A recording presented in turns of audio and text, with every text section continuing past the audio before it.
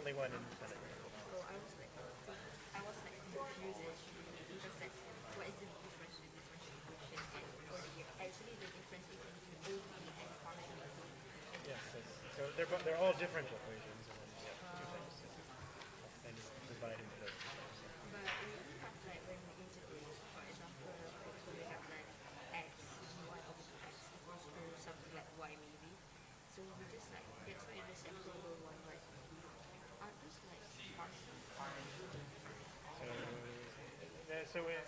All the methods we study apply to ordinary differential equations. There's only derivatives with one variable. I mean, we do use partial derivatives in some of them, like the last method with the exact equations. But we're always trying to solve ordinary differential equations. There's only derivatives with up to one variable.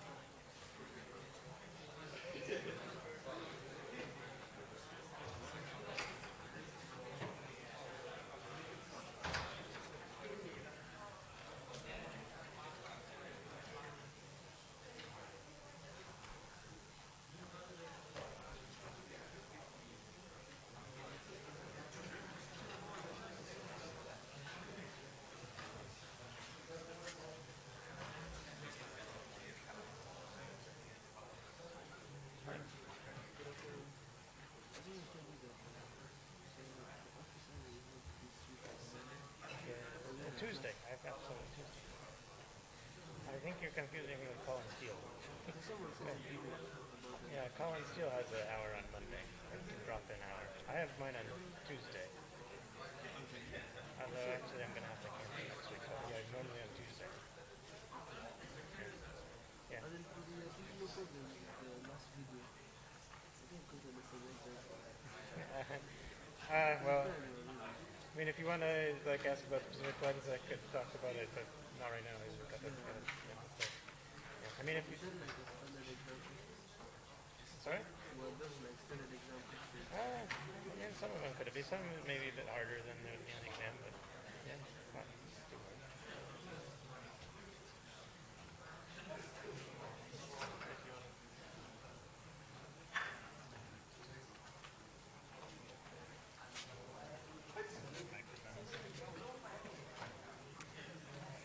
Hello. Don't know if any of you recognize me, past coordinator. Just wanted to do a shout out for the past quiz tomorrow. There'll be free food and there's prizes, so I think it'll be a fun time and, you know, get to meet new people and hang out with your super cool past coordinators. Also, I'm saying it's also against, so it's Aero versus Civil versus Mech, so I hope there's some Aero here, Aero students. So go show everyone else that we're the best maze, whatever it's called, but yeah. If you want to sign up, you can just go to the link and hope to see you there. Have a good day. Right. Thank you so much. Thank you. All right, yeah, so maze quiz tomorrow. I also have some announcements I want to make before we get started, which are here. And so the first announcement is that the practice version of the coursework assignment is now available, so you can go to Blackboard and you can do it now. You're allowed to do the practice one as many times as you want. The assessment version will become available next week, so starting from Monday. And you have to complete both of them by the end of the day on Friday next week, which is December 10th. I also have another announcement related to this, which is that between 5 a.m. and 9 a.m. on next Tuesday, and that should say December 7th. I'm sorry, that's a typo. Tuesday, December 7th. You're not going to be able to do the quiz. This is because there's a required security update for the system that has to be done during those times. So if you were thinking of doing it early Tuesday morning, sorry, you can't do it then. You have to find another time, but you have to complete them both before the end of the day on Friday. Any questions about that? Yes? Also, I have a question. Both the practice version of the coursework assignment and the assessment are going to be on everything we've done from the very beginning until ODEs. Yeah, that's right. Well, through week 9. Not the week 10 that we're doing right now? So not including week 10, yeah. It's week 9. Sorry? This is week 10, yeah. So up through week 9. I mean, so if you're curious about what's on the quiz, I suggest that you go to Blackboard and look at the practice version, because you can look at it freely as many times as you want, so you can see what material is there. That's the most direct way to understand what's going to be on the assignment. Okay, so we're going over ODEs. We're continuing from last time. And today I'm going to go over the 4 methods that we studied to solve certain types of ODEs. And so the first method is separation of variables. And this is continuing from the end of last time. So we say that an ODE is separable if it can be written in the form at the top of the slide there.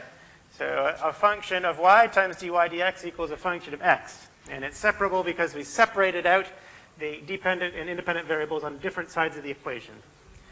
And so if we put the separable ODE in that form, then you can find a solution by doing these integrals. You integrate the left side with respect to y and the right side with respect to x. And so let's do an example. I did an example last time. Let's do another example. I'll ask you to do this one as a kind of warm-up. What is the general solution of this ODE? It is separable. So you can apply separation of variables. I'll give you a few minutes.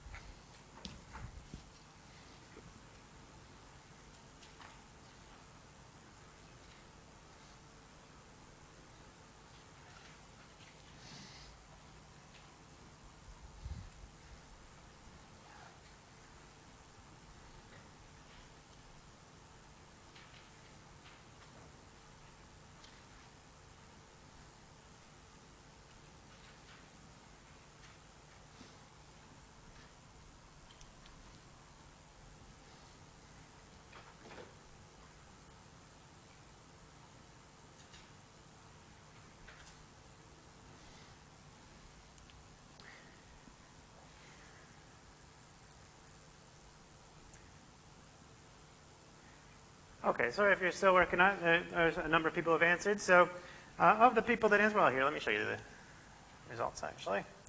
So, oh, that's the wrong one. Sorry.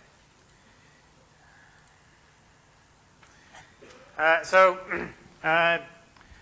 2/3 of the people said 3, 1/3 said 1, or a little bit less than 1/3, and then a few people said 4. The correct answer actually is answer 1, option 1. So good job if you got it. Let me go over it, though, since it seems that this was confusing. All right, so we have this ODE. We want to solve it by separation of variables. Here's the ODE that I've written down. And so it's not quite in the form of a separated equation because we have y squared on the right. We need to move that to the left, and we have e to the x on the left. We need to move that to the right. So we divide by y squared and divide by e to the x in order to put it in the general form of a separable equation. When we do that, we get 1 over y squared times y prime equals e to the negative x. And so referring back to the general considerations here on the previous slide, the function h of y is 1 over y squared. And the function g of x is e to the negative x. And this is now in the separated or separable form. And in order to solve, we integrate, as at the bottom of the slides, you can see on the sides. And so we integrate 1 over y squared dy and e to the negative x dx. And so when we integrate 1 over y squared, we get negative 1 over y. And when we integrate e to the negative x, we get negative e to the negative x. And we have to also add an arbitrary constant. So one thing about when you're solving ODEs, there would normally be arbitrary constants for both of the integrals on the left and right, but we can combine those together. We only need to add one arbitrary constant in. So we get this equation, and then we can solve for y. So this now is the implicit general solution, or an implicit general solution, and we can solve this for y to get an explicit general solution. So first multiply by negative 1. 1 over y equals e to the negative x minus c, and then cross multiply to solve for y. So y equals 1 over e to the negative x minus c. And you might notice this isn't quite the formula that's given in option 1, which you see on the sides because it's a plus c there, but it's minus c in what I've just found. But c is an arbitrary constant, so you can just relabel the constant. And we relabel or rename the constant. So we change c to negative c, and this doesn't change anything about the general solution because it's still just an arbitrary constant. And so we get that general solution, which is shown on the slide. And so this is a general solution for the ODE, option 1. Any questions? Okay. I'll continue then. So that's the first method of solving ODEs that we study. The second method applies to what we call homogeneous equations. And I gave a warning about this term homogeneous, both in the videos and the review session last time. There's two different meanings of homogeneous, and this is the second meaning. So the first meaning applies to linear equations when the right-hand side of the equation is 0. This is the second meaning, and by this meaning of homogeneous, we mean equations which have this form. So the derivative of y equals a function of y over x. These are what we call homogeneous equations. It's important to distinguish between the other meaning. We could say linear homogeneous. So the meaning of homogeneous that applies to linear equations is the other one. All right, but what I'm discussing here are equations in this particular form. All right, and the way that we can solve these equations, homogeneous equations, is by making a substitution of the dependent variable. So we change the dependent variable from y to v, which is y over x, y divided by x. And so we solve then for v rather than y. And in order to do this, in order to make this substitution in the ODE, we have to come up with a relationship between the derivative of v and the derivative of x. And you can do this by multiplying v equal y over x by x, which gives you xv equals y. And then if you take the derivative of that with respect to x and use the product rule, you get xv prime plus v equals y prime. Right? So the left-hand side is the product rule applied to x times v. And then we make that substitution into the ODE. So the left-hand side, y prime, becomes xv prime plus v. The right-hand side becomes this function, capital F of v. And the key thing that happens here is that these equations are always separable, so you can always write them in this form. You just subtract v over to the other side and then divide by the f of v minus v and x, and you can separate out the dependence on v onto one side and x onto the other side. And you then solve by separation of variables. Right? And so this is a method that we can use for homogeneous equations. So the next step would be to integrate both sides, the left with respect to v and the right with respect to x. And if you can do those integrals, then you can find a formula for the solution. So let's look at an example of solving one of these homogeneous equations. So I won't ask you to solve the entire thing, just to do the first step, make the substitution. So after we make the substitution, v equals y over x, which one of these equations do we get for v?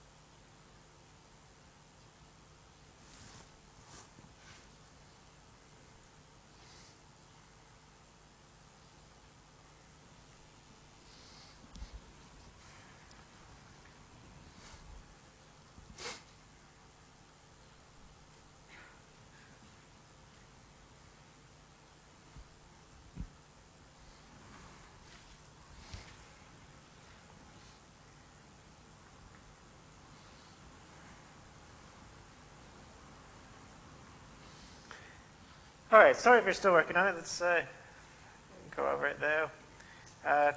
Here's the results from the survey. In fact, the correct answer is option 1, I believe. Wait, sorry, I get confused once I go to this one. The correct answer is, option 4. Option 4, which is the most popular one. So good job if you got option 4. We'll go over how it works, though.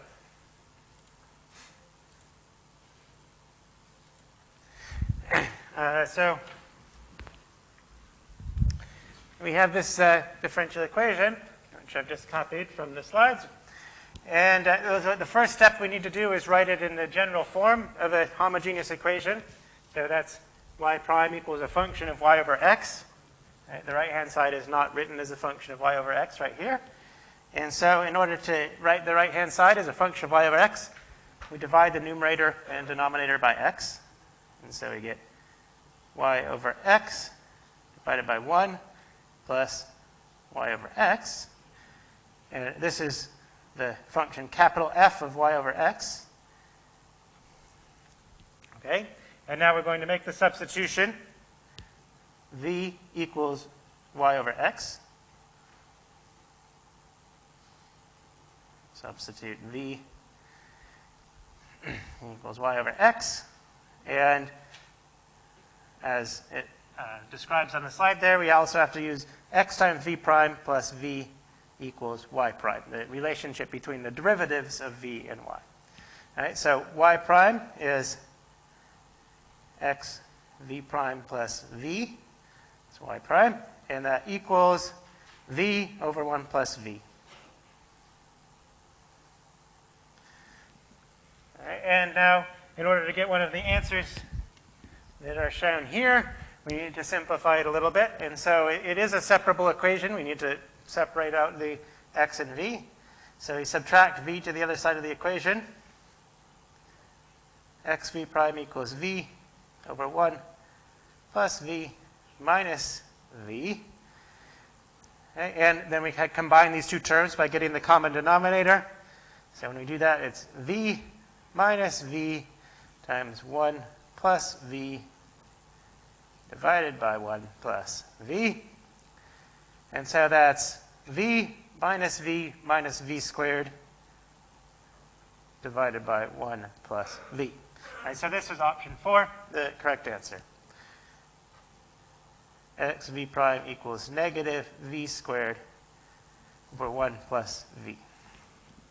Any questions about that first step, finding the equation for v, the ODE for v? Okay, so then the next step is solving this ODE for v using separation of variables.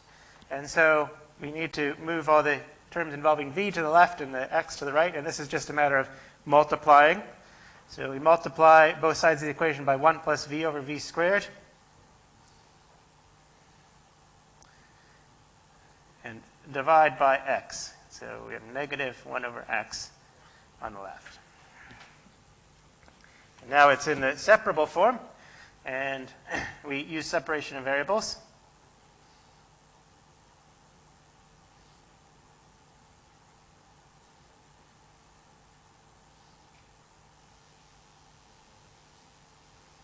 So you can integrate the left side with respect to v. 1 plus v over v squared dv. And the right-hand side, negative integral of 1 over x dx.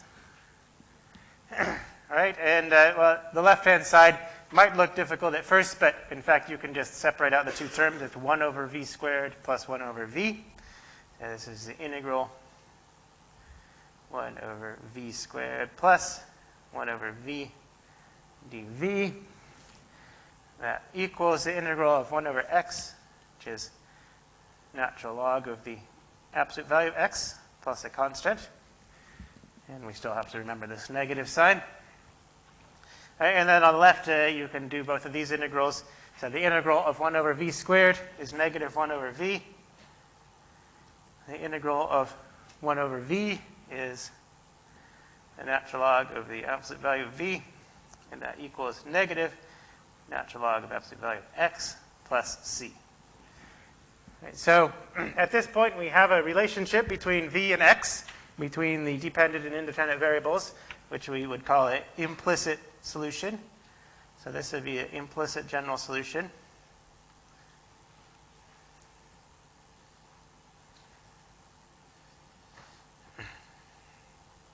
And actually, in this case, and maybe I should say for v, as remember that the original equation is actually for y.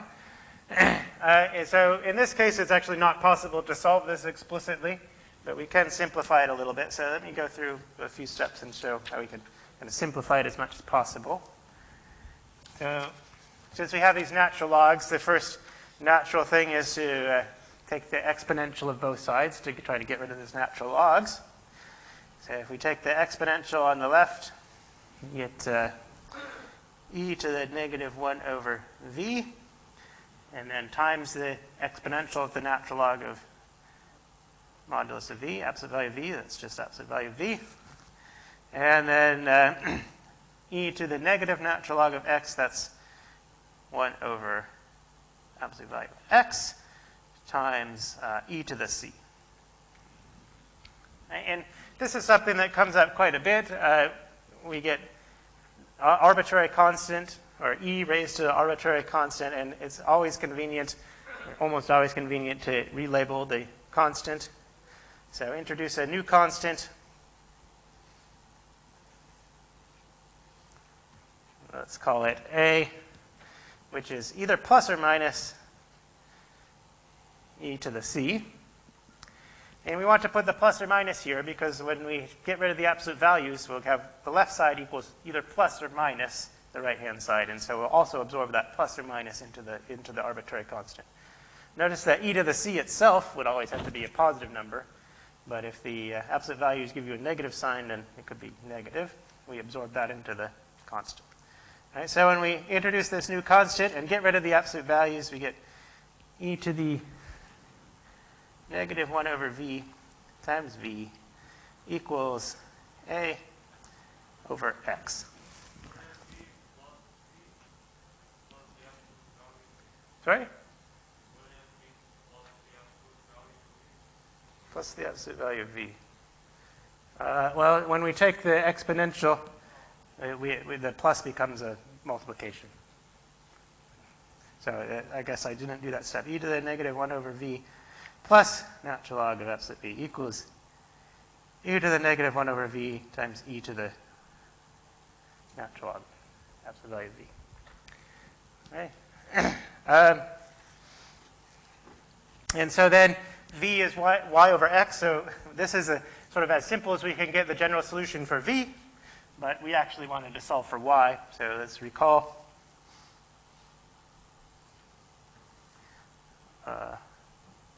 Y over x equals v. That was the substitution. And so when we substitute back in, we have negative, or e to the negative x over y. That's 1 over v times y over x equals a over x. And we can multiply by x in the final step. So e to the negative x over y times y equals a. And this is simplified general solution, implicit general solution. I think this is as simple as I can get. So implicit. Yes? Sorry? So for the simplest that you get, where for also a as a constant in the location of c. Anyways, isn't a real solution supposed to have y as a subject? Right, so when we say implicit, then we haven't solved for y.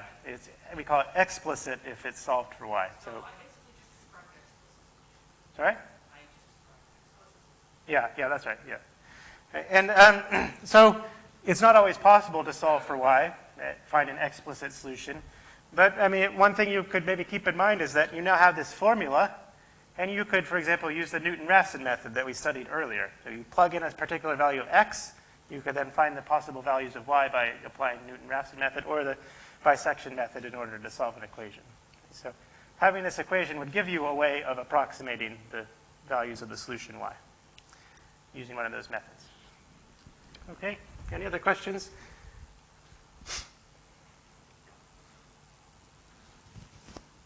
All right.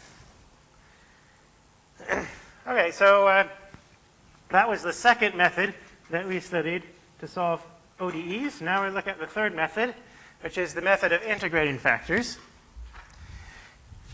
And so integrating factors apply to linear equations, linear first-order equations.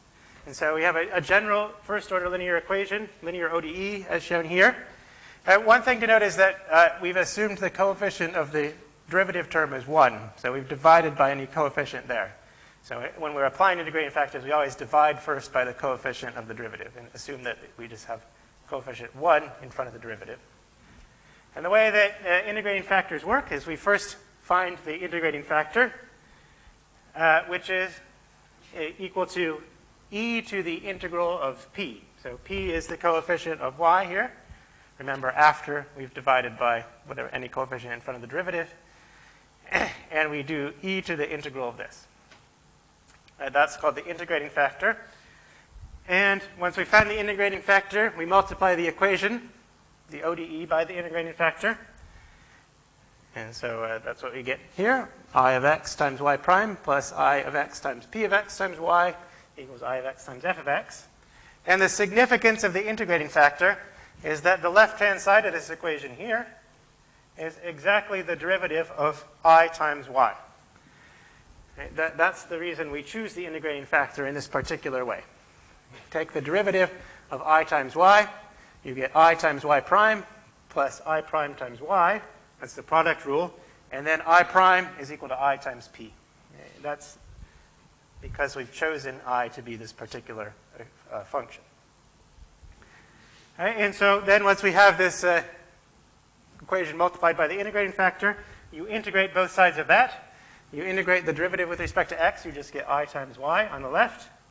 And then you have to be able to do the integral of I times f, whatever that might be. And finally, you could always solve for y, so find an explicit solution for y by dividing by the integrating factor again. All right, so this is how the method of integrating factor works. General summary, find the integrating factor from this formula, multiply the ODE by the integrating factor, and then integrate the ODE. The left-hand side is always the derivative of the integrating factor times y. All right, let's look at an example. So here's an example. This is a linear equation. You'll note that the coefficient in front of the derivative is 1, so we haven't put anything there. So the first step is to find the integrating factor. So I'll let you figure out what the integrating factor is. Select your choice.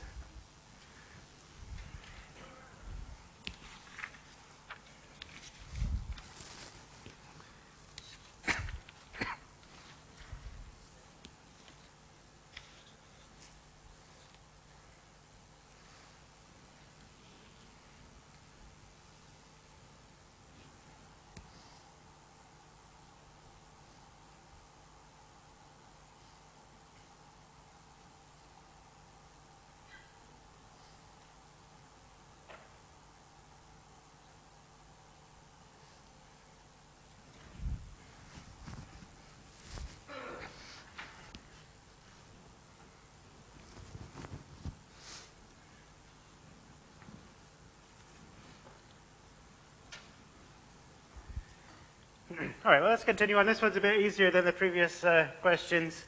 Everybody who's answered has gotten it right. The correct answer is number 2. And so let's just go through for anybody who wasn't sure how that would work. So this is p of t. In this case, the independent variable is t rather than x. And the integrating factor, referring to the previous slide, is e to the integral of this p of t.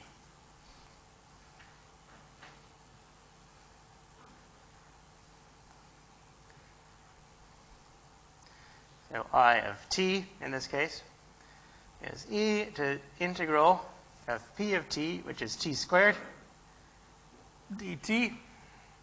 And the integral of t squared is t cubed over 3.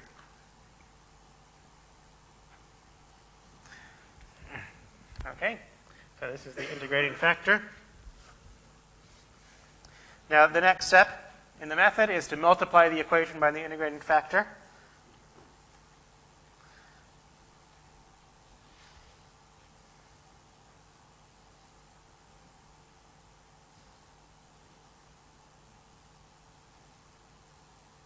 And so on the left, we get e to the t cubed over 3 times y prime plus t squared times e to the t cubed over 3 times y.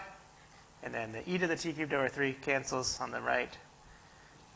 I've written an example where it works out nicely, and we just get cosine of t on the right. All right, and now the key point of the method is that the left-hand side is the derivative of the integrating factor times y.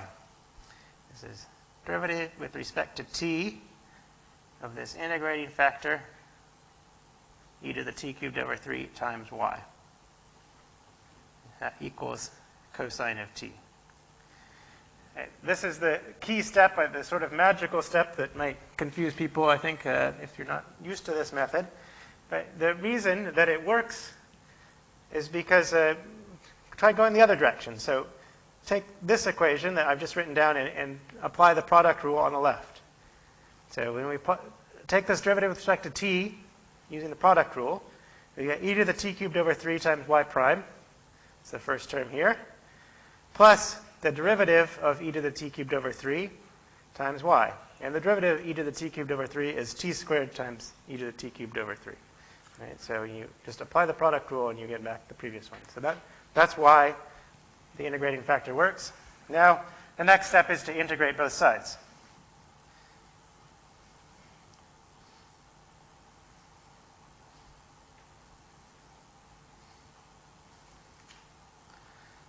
All right, and so the integral of this derivative on the left is just the integrating factor times y. And on the right, we have the integral of cosine of t dt, which is sine of t plus a constant. And one of the nice things about linear equations and the method of integrating factors is that assuming you can do the integrals that are required, you can always get an explicit solution. You can always solve for y, because we just need to divide by the integrating factor here. We got that y equals sine of t e to the negative t cubed over 3 plus c times e to the negative t cubed over 3. That's a general solution. Explicit general solution.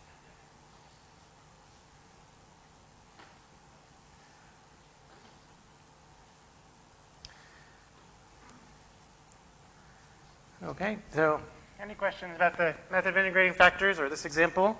Yes? Sorry, can you say that again?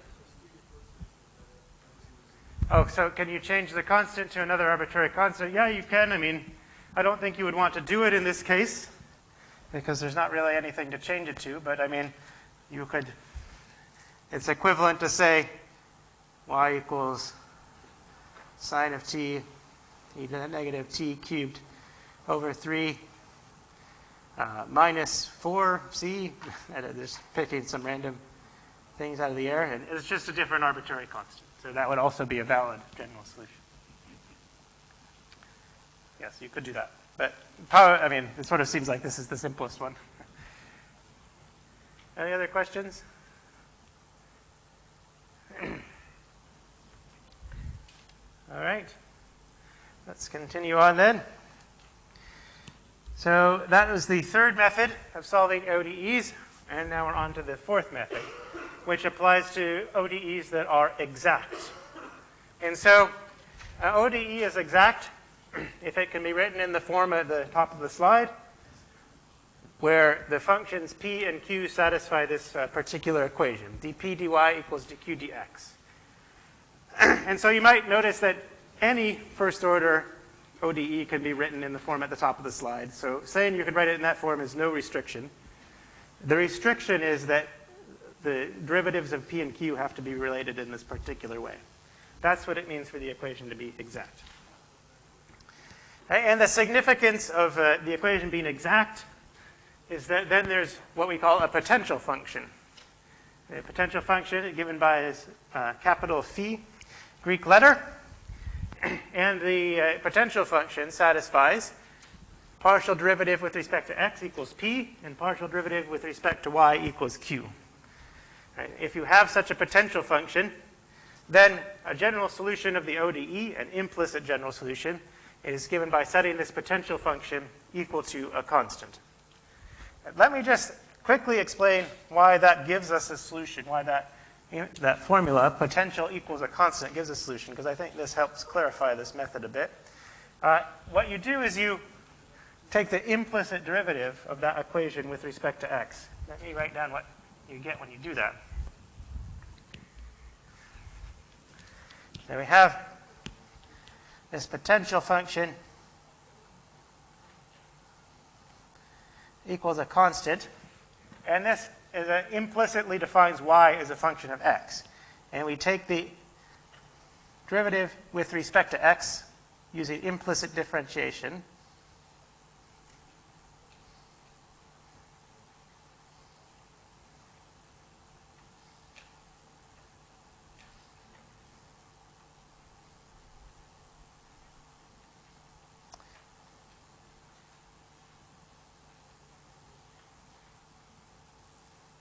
All right, and differentiation. So when we do that, you have that the derivative of phi with respect to x, you take the derivative here, plus derivative of phi with respect to y times dy dx. That's the derivative of the left-hand side with respect to x using implicit differentiation. That equals 0. Right, and that's the ODE we want to solve. Right? So you have that if y and x are related by this equation, and which defines y as a function of x, then y satisfies the ODE. Because this equals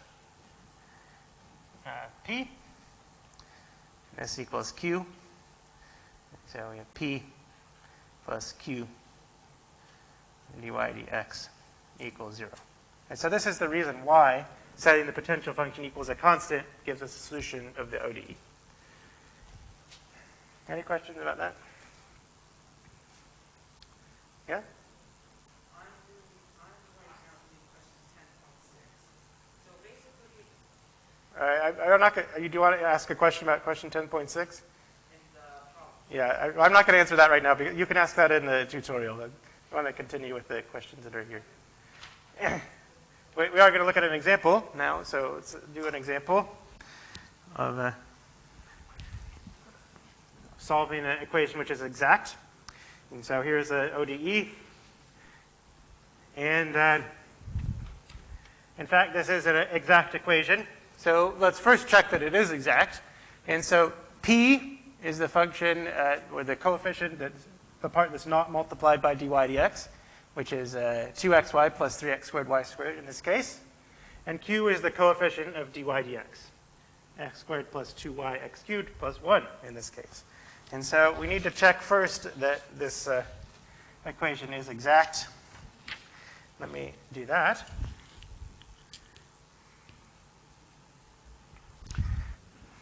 And so p and q are as given there. I will write that down first.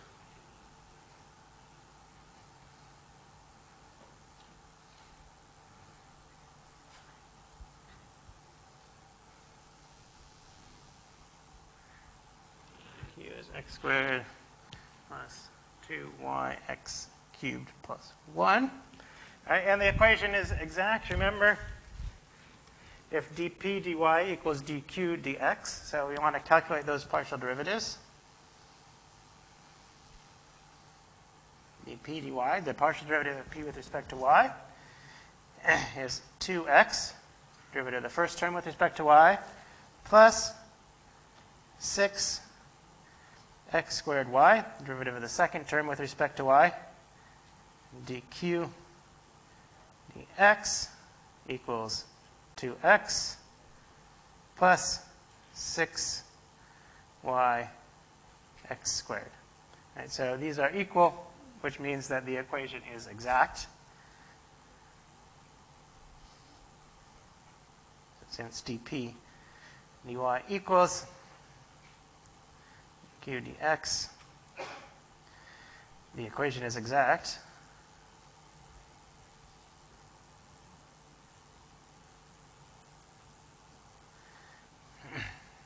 And we can find a potential function and then set that potential function equal to a constant in order to find the general solution. So I'm going to ask you to do the first step of this. So the potential function should satisfy d phi dx equals p and d phi dy equals q. And so we can take either of those two equations, integrate, and then plug the result into the other one. But let's take d phi dx equals p and integrate that to get one of these four options. Now, tell me which one it is.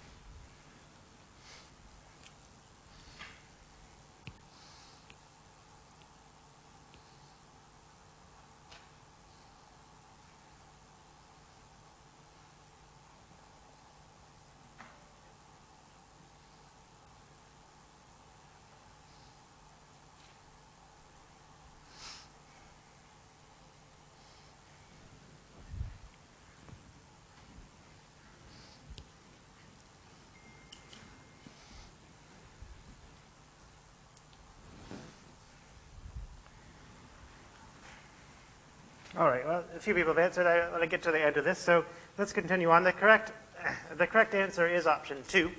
So good job if you've got that one. Let's go over it, though. And so we have this equation. D phi dx has to be equal to p, and I've just written down what p is here. And then we integrate with respect to x.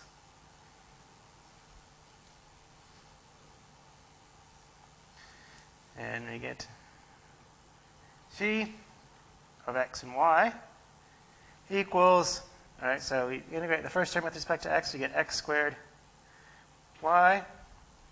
And the second term, x cubed y squared.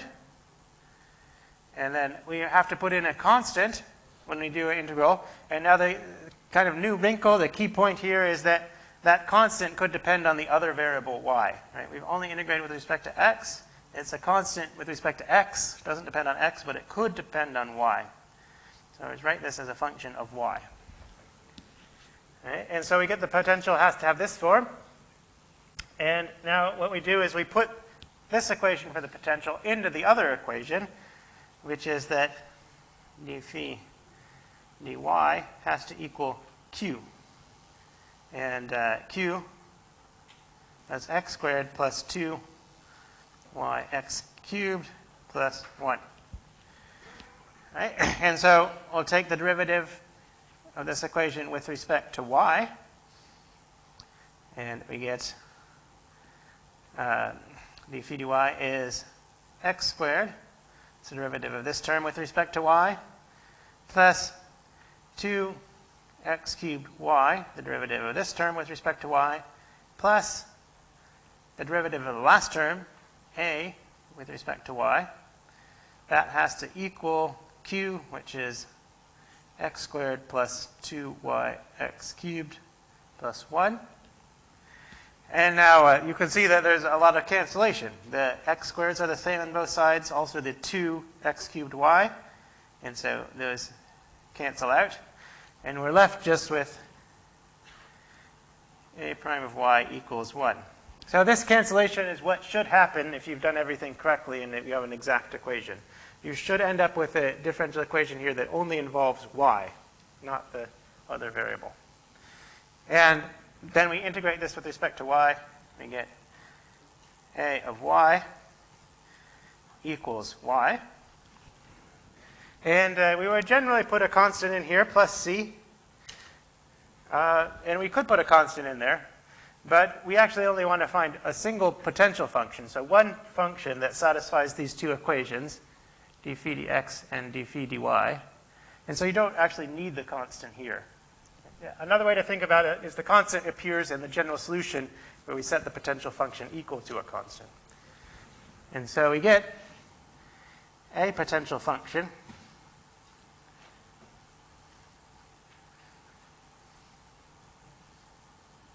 is the x and y equals, all right, so we had here x squared y plus x cubed y squared plus a of y, and that was just y. And as I said, you only need one potential function, so we can just take that constant to be 0 and choose, just ignore that constant. And then the general solution, or a general solution you should say, is what we get when we set this potential function equal to a constant. So an implicit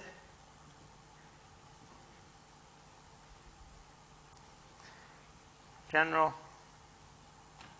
solution is the potential function equals a constant. And like I was saying, if we had included a constant here in the potential function, you could just combine it with this one. Kind of like when we have the integrals on both sides and we combine the constants together. and so putting in what we have for the potential function, in this case, implicit general solution is given by this formula. All right, and so this is a relationship between y and x. When y is a function of x, this gives a solution of the ODE. Actually, you can solve for y in this example, but I think I'll probably stop here. You can solve for y by using the quadratic formula if you want. That's a quadratic formula in y. And we just have y squared y and then a constant. So you can get an explicit general solution. But we're out of time, so I will stop here. If you have any questions, let me know. Otherwise, I'll see you next time.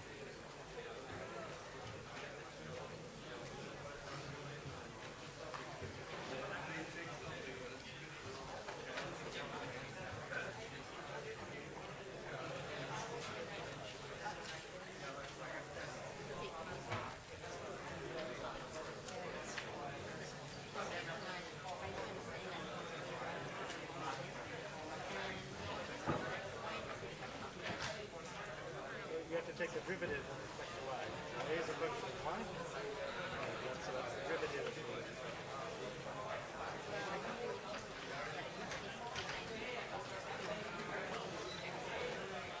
So,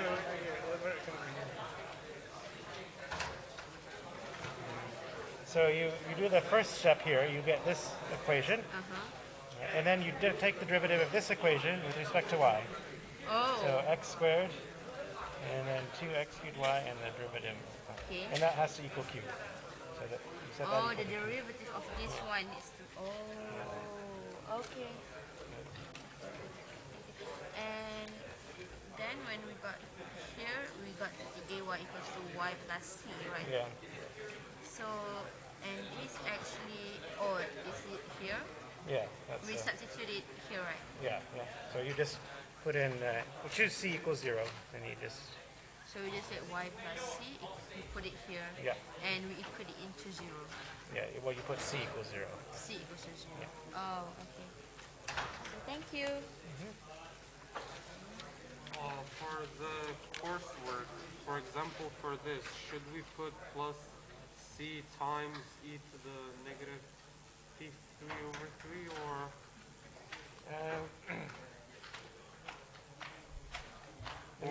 Or just plus c, or should we leave it like this? Well, I mean, if you need to write down the general solution, then this is it. Yeah. This? Yeah. I mean, you need to have c times e to the negative. Okay, thank you. I wanted to ask about one of the examples you did. Yeah. That one on the integrating factor. Yeah.